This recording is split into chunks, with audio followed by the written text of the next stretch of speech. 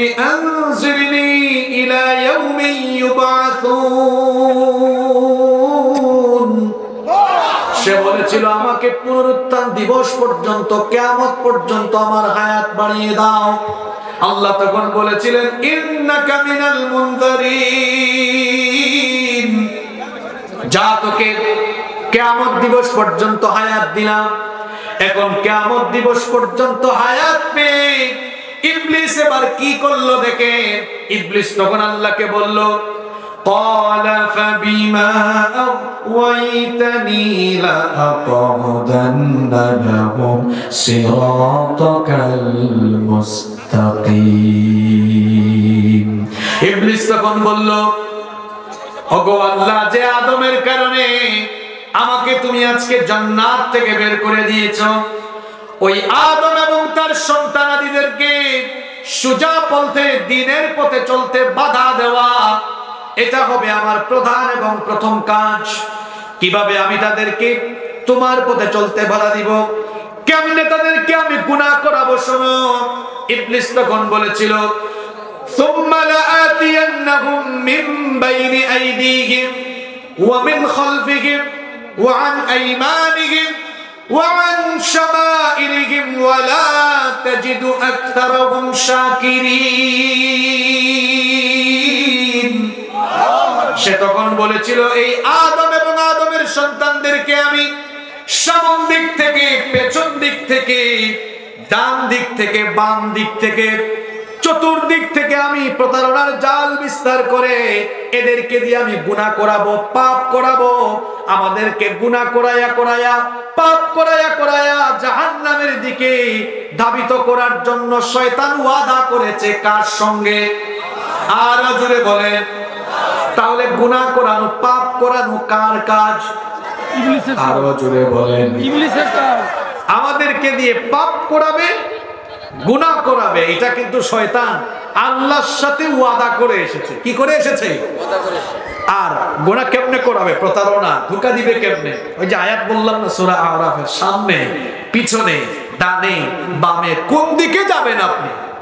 চতুর্দিক থেকে প্রতারণার জাল বিস্তার করে আপনাকে গুনার পথে ধাবিত করবে। যে শয়তান আমাদেরকে গুনার দিকে নিয়ে জাহান্নামে নিতে চায়, ওই গুনার পথ থেকে বেঁচে থাকার জন্য আমাদেরকে কিছু কর্ম পরিকল্পনা, কিছু আমল করার দরকার আছে না? এটাই আমাকে বিষয় দেওয়া হয়েছে যে আমরা পাপ থেকে, গুনাহ থেকে বাঁচবো কেমনে। আমি 14টা আমল আপনাদেরকে শিখায় যাব। এই 14টা আমল যদি আমরা করতে পারি, শয়তানের ধোঁকায়, গুনাহ থেকে, পাপ থেকে আমরা বেঁচে থাকতে পারবো ইনশাআল্লাহ। যাদের কাছে মোবাইল ফোন আছে নোট করে নিয়ে যান যে এম হাসিবুর রহমান হুজুর আমাদেরকে গুনাহ থেকে বাঁচার এই আমল কোরআন হাদিস থেকে বলে দিয়েছে। ঠিক আছে কথা? জি। যাদের ফোন আছে নোট করে নিয়ে যান। যাদের মেধা ভালো তো মেমোরাইজ করে চলে যান। পারা যাবে তো ইনশাআল্লাহ? ইনশাআল্লাহ। গুনাহ থেকে, পাপ থেকে বাঁচার জন্য আমরা কয়টা আমল করব? 14টা। জোরে বলেন কয়টা? 14টা। 14টা। নাম্বার 1 শুরু হচ্ছে। গুনার দিকে আমাদেরকে নিতে চায় শয়তান। জোরে বলেন, নিতে চায় শয়তান। আর হেবাটা ইবলিস। এটা কেমন জানেন? এই যে ভ্লাদিমির পুতিন আছে না, ওই যে আরেকটা আছে না কিম জং উন, এরা কি জাতের শয়তান? রাশিয়ার প্রেসিডেন্ট ভ্লাদিমির পুতিন বলেন আর জো বাইডেন বলেন, এদের আর কি ক্ষমতা? শয়তানের ক্ষমতা আপনি জানেন? পুতিন বা জো বাইডেন আপনার রক্তের ভেতরে চলাচল করতে পারবে না, কিন্তু শয়তান আপনার রক্তের শিরায় শিরায়ও বিচরণ করতে পারে। শয়তানকে মোকাবেলা করার কোনো অস্ত্র, কোনো মিসাইল, কোনো বোমা, কোনো পারমাণবিক অস্ত্র পৃথিবীতে এখনো আবিষ্কার হয় নাই, হওয়ার কোনো সম্ভাবনাও নাই। শয়তান থেকে বাঁচার জন্য, শয়তানের ধোঁকায়, গুনাহ থেকে বাঁচার জন্য 1 নাম্বার আমল হলো এই শয়তানের ধোঁকা থেকে আশ্রয় চাইতে হবে। আর আশ্রয় দিতে পারেন একমাত্র যিনি, তিনি কে? আল্লাহ। আপনি যদি গুনাহ থেকে, পাপ থেকে বাঁচতে চান, 1 নাম্বার যে আমল করতে হবে সেটি হলো পাপ কিংবা গুনাহ করার চিন্তা যখন মাথায় চলে আসবে, যে কোনো গুনাহের চিন্তা হতে পারে, মনে রাখবেন, যে কোনো গুনাহ, যে কোনো পাপের চিন্তা মাথায় এনে দেয় শয়তান। সুতরাং আপনি শয়তানের ওয়াসওয়াসা, শয়তানের ধোঁকায় গুনাহ থেকে বাঁচার জন্য এক নাম্বার যে আমল করবেন রব্বুল আলামিন সেটা আমাদেরকে শেখাচ্ছেন। রব্বুল আলামিন কোরআনুল কারীমের ৭ নাম্বার সূরা সূরাতুল আরাফের ২০০ নম্বর আয়াতে বলছেন, ওয়া ইম্মা ইয়ানজাগান্নাকা মিনাশ শাইতানি নাযগুন ফাস্তাইয বিল্লাহ ইন্নাহু সামিউন আলীম। আল্লাহ তাআলা বলছেন, অতএব শয়তানের কোন ধোঁকা, শয়তানের কোন প্ররোচনা যখন তোমাকে প্ররোচিত করবে, শয়তান যখন তোমাকে ধোঁকাগ্রস্ত করতে চাইবে, গুনাহ করাতে চাইবে, তখন তুমি যার কাছে শয়তান থেকে আশ্রয় চাইবে, আল্লাহ শেখাচ্ছেন তিনি কে? আল্লাহ। শয়তানের ধোঁকা থেকে আপনাকে আল্লাহ ছাড়া আর কেউ আশ্রয় দিতে পারবে না। সুন্দর একটা ঘটনা আপনাদেরকে শোনাই। বুখারী এবং মুসলিম শরীফে এই হাদিস বর্ণিত হয়েছে। নবী করিম সাল্লাল্লাহু আলাইহি ওয়াসাল্লামের সামনে একবার দুই ব্যক্তি ঝগড়া করছিল। ঝগড়া করতে করতে এক পর্যায়ে তারা একজন আরেকজনকে অশ্রাব্য ভাষায় গালিগালাজ আরম্ভ করে দিল। এদের মধ্যে একজন অত্যন্ত রাগান্বিত হয়ে গেল। রাগ কন্ট্রোল করতে না পেরে রাগে অগ্নিশর্মা হয়ে গিয়ে অশ্রাব্য বিশ্রী ভাষায় গালিগালাজ আরম্ভ করলো। নবীজি যখন এই চিত্র দেখলেন আর এদের এই ঝগড়া বিবাদ শুনলেন, নবীজি তখন বললেন, ইন্নী লা আ'লামু কালিমাতান লাউ ক্বালাহা লাযহাবা আনহু মা ইয়াজিদ। নবীজি বললেন, যে লোকটা রাগান্বিত হয়ে গালিগালাজ করছে, আমি এমন একটা কালিমা জানি, এমন একটা দোয়া জানি, এই দোয়াটা যদি এই লোকটা পড়ে নেয় তার রাগ আল্লাহ দূর করে দিবে। নবীজি বললেন, সে যদি এই বাক্যটা পড়ে নেয়, এই দোয়াটা তো আপনারা অটোমেটিক সবারই মুখস্থ আছে, পড়েন আমার সঙ্গে, আউযু বিল্লাহি মিনাশ শাইতানির রাজীম। বিতাড়িত মরদুদ অভিশপ্ত শয়তানের ওয়াসওয়াসা থেকে আশ্রয় চাই কার কাছে? আল্লাহর কাছে। আপনারা বলবেন, হুজুর এটা কমন আমল, এটা আমরা সবাই জানি। হ্যাঁ, জানা এক বিষয় আর মানা আরেক বিষয়। সুদের চিন্তা মাথায় চলে এসেছে, এটা শয়তান এনে দিয়েছে। কোনদিন কি পড়েছেন তখন আউযু বিল্লাহি মিনাশ শাইতানির রাজীম? পড়ে দেখে এটার পাওয়ার কেমন। শয়তানের সব চিন্তা মাথা থেকে ডিলিট হয়ে যায়। আল্লাহু আকবার, আল্লাহু আকবার। যুবক ভাইরা, গুনাহ করতে মন চায়, ফোন হাতে নিয়েছো, অশ্লীল বাজে জিনিস দেখতে মন চায়, কখনো কি ওই সময় আউযু বিল্লাহ পড়েছো? মেসেঞ্জারে একটা মেয়েকে টেক্সট করতে মন চায়, এটা শয়তানি ধোঁকা, ওই সময় কি আউযু বিল্লাহ? ওই দিন আমার মাহফিল ছিল কুমিল্লায়। আমি মাহফিলে গেলাম, তখন প্রচন্ড বাতাস ছিল। এইরকম স্টেজে মাহফিলে বসলাম, 10 মিনিটও লাগে নাই, প্যান্ডেল উড়াইয়া দিয়ে আরেক জায়গায় ফালাইয়া দিছে। আমি হুজুর, আমিও মারছি দৌড়, জনগণ মারছে দৌড়। কারণ অবস্থা ভয়াবহ, এত ভয়াবহ। হয়তো আপনাদের এলাকায় কেমন ছিল আমি জানি না। ওই এলাকার লালমাই, ওইটা কিন্তু বঙ্গোপসাগরের কিছুটা নিকটে, এজন্য ওই অঞ্চলের দিকে আঘাত হেনেছে একটু মোটামুটি। অবস্থা এমন হলো, আসার সময় দেখলাম বড় বড় গাছ পড়ে গেছে। ওই রাতে কিন্তু একটা দুর্ঘটনা ঘটেছে। ওই দুর্ঘটনা ফেসবুকে, ইউটিউবে, সোশ্যাল মিডিয়ায়, টেলিভিশন চ্যানেলেও দেখানো হয়েছে। একজন প্রবাসী বিদেশ থেকে বাড়িতে এসেছিলেন। বিদেশ থেকে বাড়িতে এসে চিত্রাঙ্গের ওই রাতে তিনি খাবার দাবার খেয়ে তার স্ত্রী সন্তানদেরকে নিয়ে ঘুমাইছিলেন। লোকটা এত বছর পর বিদেশ থেকে এসেছে, খাবার দাবার খাইয়া বাড়িতে ঘুমাইছে। হয়তো চিন্তা করেছে সকালবেলা উঠে আত্মীয় স্বজনের সাথে দেখা করবে, কিন্তু লোকটা যে ঘুমাইছে সেও জানতো না এটা জীবনের শেষ ঘুম। হয়তো এটাই তার জীবনের শেষ ঘুম, জানতো না। লোকটা ওই রাতেই এমন ভয়াবহ দুর্ঘটনায় এই পরিবারের সবাই মারা গেল। বিশাল কয়েকটা গাছ এই টিনের চালের উপর যখন পড়লো, সবাই ঘুমের মধ্যে মারা গেল।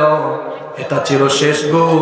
জেগে যখন উঠবে, চোখ খুলে দেখবে দুনিয়ায় নাই, আছে তারা কবরে। এই যে হাজার হাজার মানুষ তুরস্কে এক রাতের ঘূর্ণিঝড়ে হাজার হাজার মানুষ পড়ে গেল ফেসবুকে, ইউটিউবে আপনারা দেখেছেন। আমি বলছিলাম মৌতের ভয়, মৌতের ভয় নয়, মৌতের চিন্তা মাথায় যদি থাকে, রাতের বেলা ঘুমানোর সময় নাপাক অবস্থায় কেউ ঘুমাইতে পারে?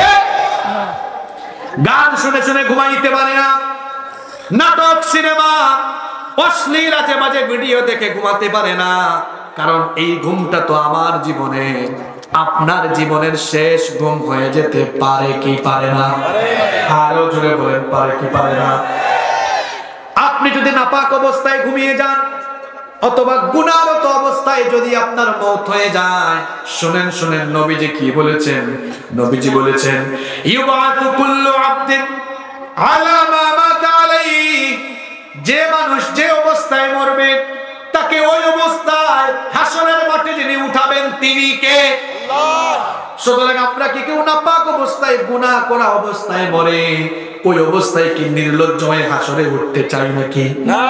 তাহলে বলেন তো, শয়তানের দেখানো, শয়তানের ধোঁকায় গুনাহ থেকে বাঁচার জন্য মৌতের চিন্তা করার দরকার আছে না নাই? মৌতের কথা ভাববেন। এই বাঁশবাড়িয়া এলাকায় মুকসুদপুরে অনেক কবরস্থান আছে না নাই?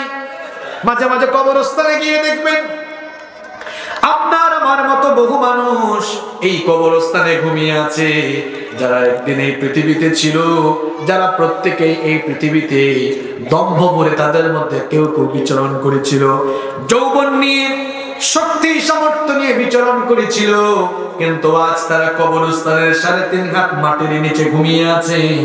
একই ঠিকানা, একই পরিণতি আমার হবে, একই পরিণতি আমাদের সবার হবে, এতে কোনো সন্দেহ একদিন। এই যে মাইক আছে, মসজিদের মাইক, মাইকগুলোতে একদিন আপনার মৃত্যুর খবর এলান হয়ে যাবে। কত মানুষের মৃত্যুর খবর ঘোষণা হচ্ছে, বলেন তো একদিন আমার আপনারও মৃত্যুর খবর ঘোষণা হওয়ার সম্ভাবনা আছে না নাই? একদিন তোমারি নাম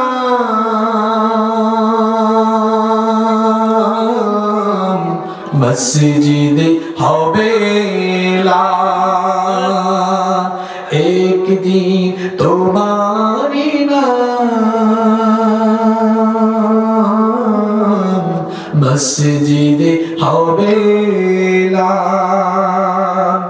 তৈরি থেকো, তৈরি রেখো কবরের মাল সামান,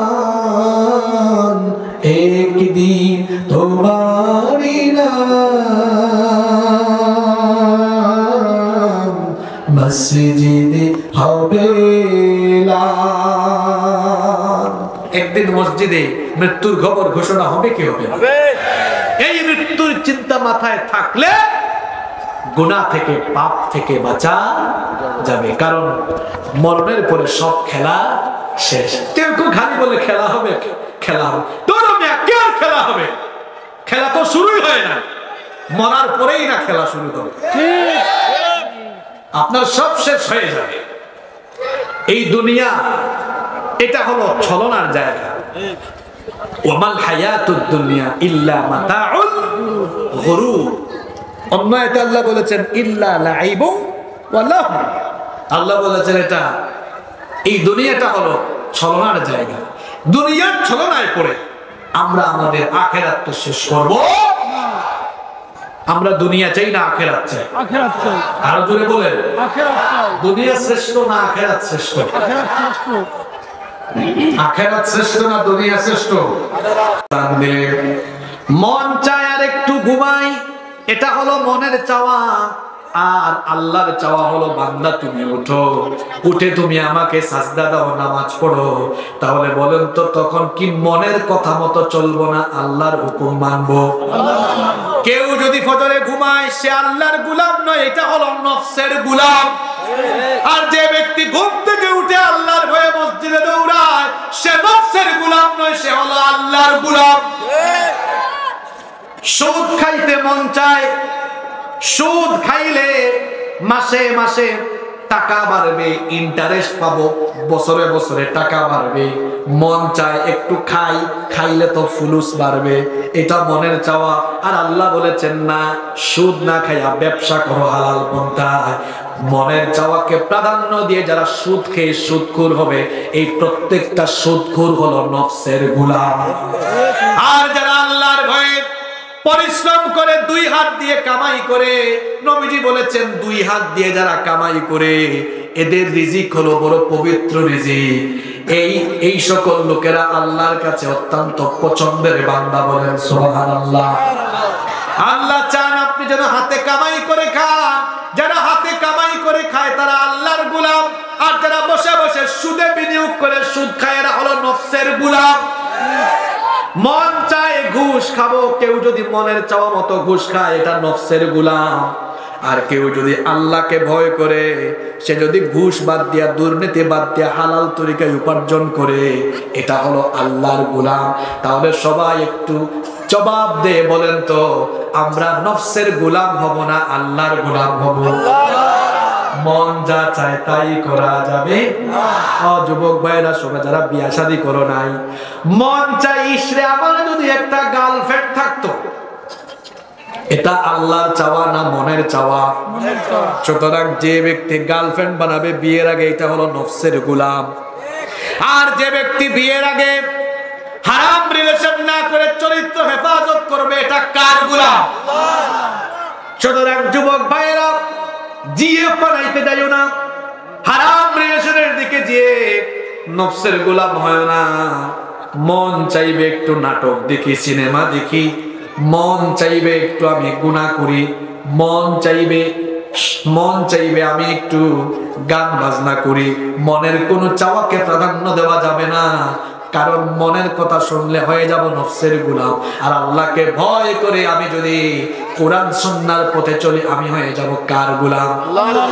আমরা সবাই যদি নফসের গোলামি বাদ দিয়ে আল্লাহর গোলাম হতে পারি, দেখেন রব্বুল আলামিন কেমন সুসংবাদ আমাদেরকে দিলেন। আল্লাহ তাআলা বলছেন, ওয়া আম্মা মান খাফা মাকামা রাব্বিহি ওয়া নাহান নাফসা আনিল হাওয়া ফাইন্নাল জান্নাতা হিয়াল মাওয়া। আল্লাহ বলছেন যে ব্যক্তি তার রবের সামনে দাঁড়িয়ে হিসাব দেওয়া লাগবে, বিচারের সম্মুখীন হয়ে সব বিষয়ের হিসাব দেওয়া লাগবে, এই ভয় অন্তরে লালন করে নফসের ধোঁকা থেকে, নফসের গোলামি থেকে যারা নিজেদেরকে হেফাজত করবে, নফসের গোলামি থেকে বেঁচে থাকবে যারা, আল্লাহ বলছেন ফাইন্নাল জান্নাতা হিয়াল মাওয়া, জান্নাতের অধিবাসী হয়ে যাবে তারা। আমরা সবাই জান্নাত চাই কি চাই না?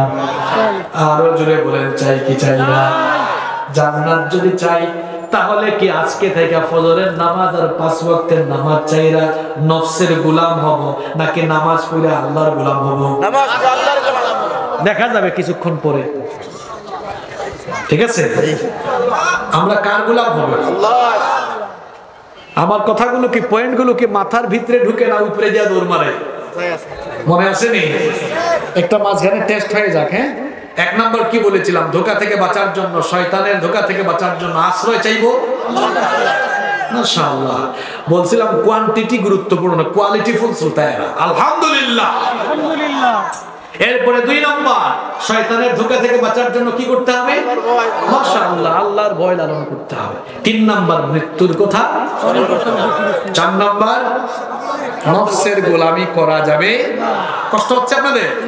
তো আজানও হবে, আজানের আগ পর্যন্ত আমরা 14টা শেষ করবো ইনশাআল্লাহ। বাকিগুলো ছোট ছোট আছে, ভয় পাইয়েন না আপনারা। নাম্বার 5 নম্বর, গুনাহ থেকে বাঁচার জন্য একাকিত্ব বর্জন করতে হবে। কারণ যখন মানুষ একাকী থাকে, নিভৃতে থাকে, তখন শয়তান মানুষকে দিয়া গুনাহ করানোর চান্স পায় বেশি। যারা অবিবাহিত তাদেরকে বলবো, ভাই অবিবাহিত অবস্থায় কখনো একা রুমে ঘুমাইও। একা রুমে ঘুমিয়েছ তো শয়তান এসে বলবে, ওই মেয়েটারে ফোন দাও, ওই যে দেখছিলাম, ওই যে যারা দেখে মাথা তোমার খারাপ হয়েছিল, একটু সার্চ দিয়া বাইর করো, একটু ফোন লাগাও, মেসেঞ্জারে ট্রাই করো, দেখো তুমি পাও কিনা।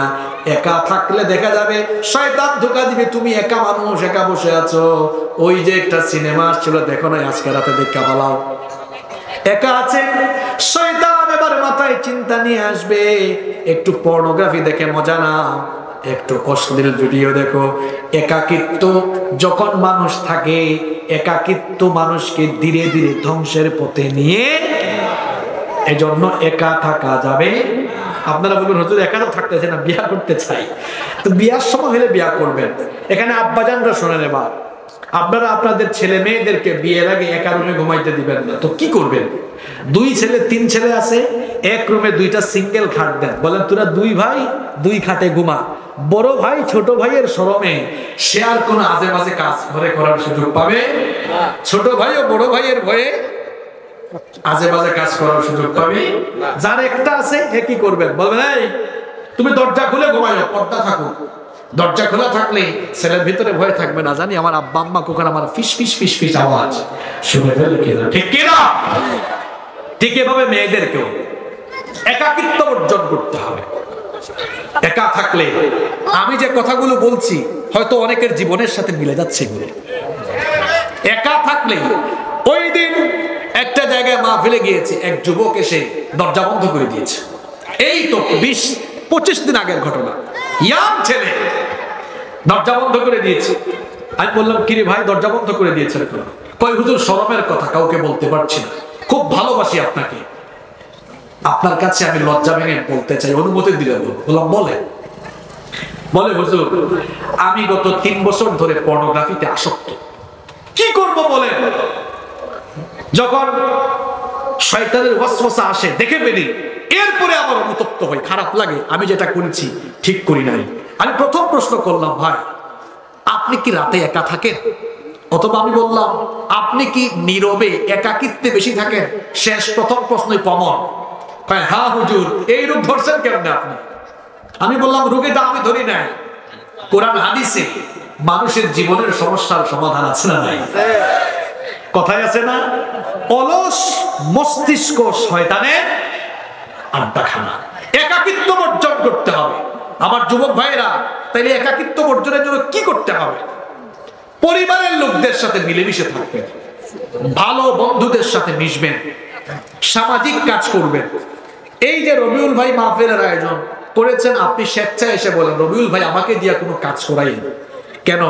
কোরআনের কাজ করলে সওয়াব আছে না? আছে। আপনি বলেন রবিউল ভাই আমাকে একটু প্রচারণার দায়িত্ব দেন, আমাকে প্যান্ডেলের দায়িত্ব দেন, আমাকে মাহফিলের কোনো না কোনো কাজ দেন। যে মানুষ ব্যস্ত থাকে তার আজে বাজে কাজ করার কোনো সময় থাকে না। কাজের লোকেরা কাজ করে, আর যারা অলস থাকে ওই যে অলস মস্তিষ্ক শয়তানের আড্ডাখানা। তাহলে কি করতে হবে? কাজ করতে হবে, সব সময় নিজেকে পরিশ্রমে রাখতে হবে, কর্মঠ হতে হবে, কাজ করতে হবে। যারা কাজ করে না বেকার থাকে এরা বেশি শয়তানি করে, আর যারা কাজ করে শয়তানি করার তো কোনো টাইমও নাই। তাহলে 5 নাম্বার আমল মনে থাকবে, একাকিত্ব বর্জন করতে।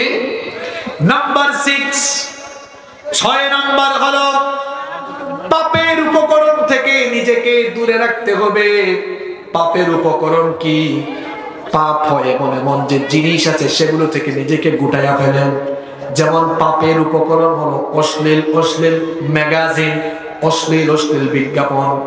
অশ্লীল ম্যাগাজিন বিজ্ঞাপন দেখার পরে মানুষের মধ্যে যৌন উন্মাদনা পয়দা হয়। এজন্য সেগুলো দেখা থেকে নিজেকে হেফাজত করতে হবে। টেলিভিশনের আজে বাজে প্রোগ্রাম থেকে নিজেকে গুটাইয়া ফেলতে হবে। আমরা গুনার যত উপকরণ আছে সেগুলো থেকে নিজেকে গুটিয়ে ফেলবো। যেমন মোবাইল ফোন যখন ইউজ করব, ইউটিউবে ঢুকলে ওয়াজ শোনার সুযোগ যেমন আছে, তেমনি আজে বাজে সিনেমা দেখানোর সুযোগ আছে। আমরা পাপের সেই পন্থাগুলো, পাপের সেই উপকরণ থেকে নিজেকে গুটিয়ে ফেলবো। একটা ওয়াজ শুনতেছি, নিচে দিয়ে আজে বাজে নাচের ভিডিও, গানের ভিডিও, স্কিপ করে চলে যাব কার ভয়ে? আরো জোরে বলেন কার ভয়ে? এইভাবে করে আমরা পাপের যত উপকরণ আছে, পাপের উপকরণ থেকে যদি আমরা নিজেকে গুটিয়ে ফেলতে পারি, তাহলে শয়তানের ধোঁকায় গুনাহ থেকে আমাদেরকে বাঁচায় দিবেন কে? আজান হচ্ছে নাকি? আপনারা সবাই বসেন, কেউ উঠিয়েন না। এখানে আজান হবে 7:45, নামাজ হবে 8টায়, দেরি আছে। আচ্ছা 7:45, আমরা আরো 15 মিনিট সুযোগ পাচ্ছি, আলহামদুলিল্লাহ। কেউ উঠবেন না, আজানটা শেষ হোক, মনে মনে জবাব দেন, এরপরে আমরা ফিরে আসবো ইনশাআল্লাহ।